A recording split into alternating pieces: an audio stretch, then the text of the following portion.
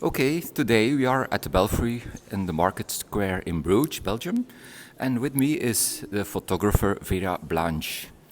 Thank you for doing this small interview, Vera, in the first place. And the first question would be just to give a small introduction of yourself, please. Hello, my name is Vera Blansh. I'm from Ukraine. Till 24th February, I was a photographer of art and fashion photographer. But after 24th February, I made decision go to the front line and just to take pictures with this horror, because I understand that is very important to show people the truth, what happened with Ukraine, and what is it Russian aggression. And how come that you at one day decide I change my work and I go in the front line? It's not an easy decision because you were really in the fire of in the line of fire. It must have been so important for you to show the reality, to take such a decision with such high risks. Did you feel you were obligated to do this, to use your talent to show the world? I guess it's like that. Of course, I'm afraid. I am a live person, like everyone, like you and all people. But when it happened, my nation very brave, and I am Ukrainian as well. And I think what I can to do for win.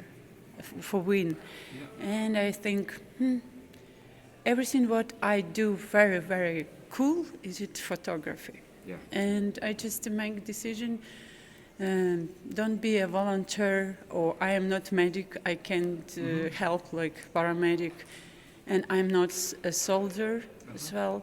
But I know a lot of my friends who are artists and filmmakers, composers.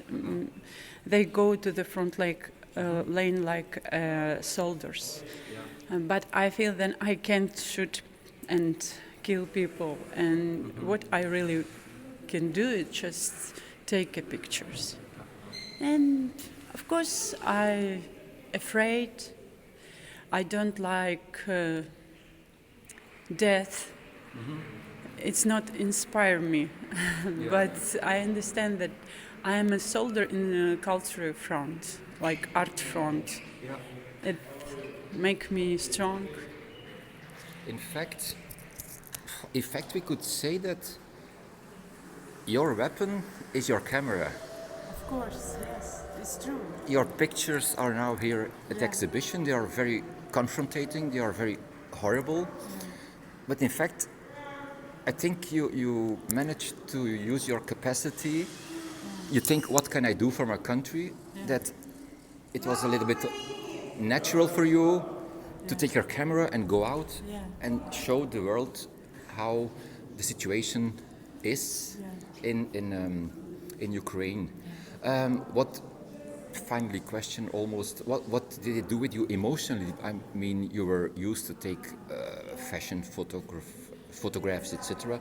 This was totally different, and you were confronted with death, with horror, with very terrible situations. How do you manage to deal with that emotionally, or even also afterwards? I mean, at the moment itself, but also when you leave dangerous situations, how do you process that?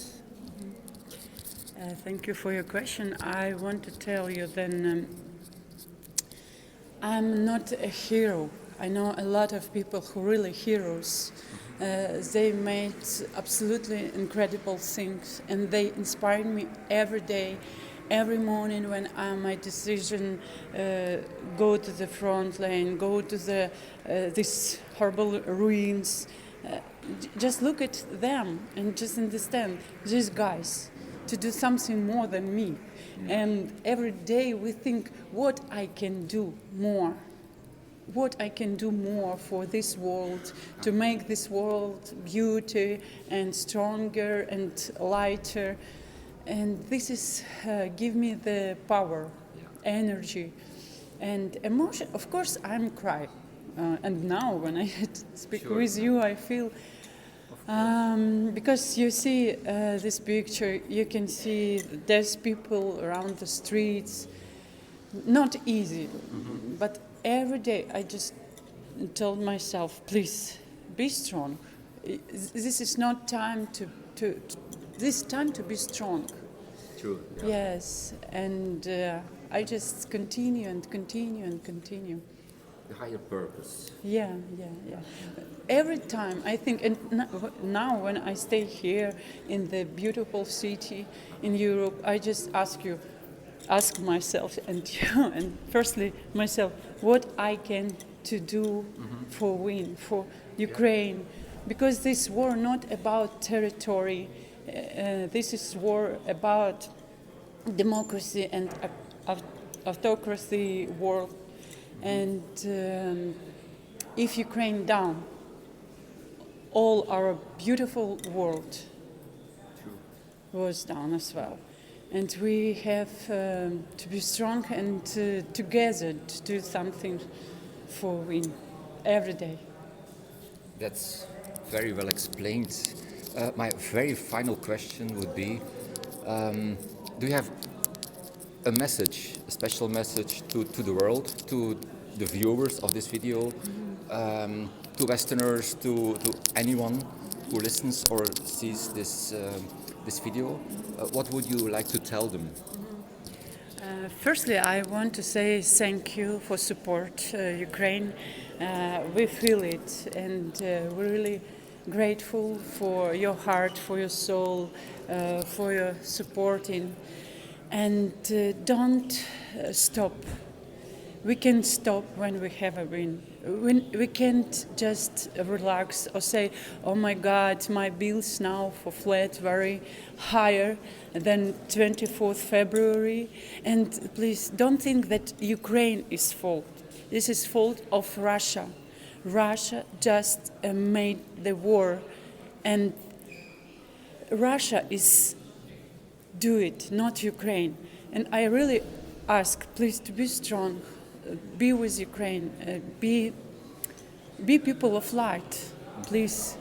I know about your bills, I know how it's for you, but listen, somebody die for you every day, for our necessary and usually word. Yes, please be strong. And I really thank you, all Europeans who help us, who help yourself. Thank you so much, really. Thank you very much for doing this interview, Vera, and I wish you very good luck with all your future projects. Thank you for being here in Bruges. It's an honor to have you here at the exhibition. And good luck with everything, and keep up the good work. Thank you, Dennis. Thank you.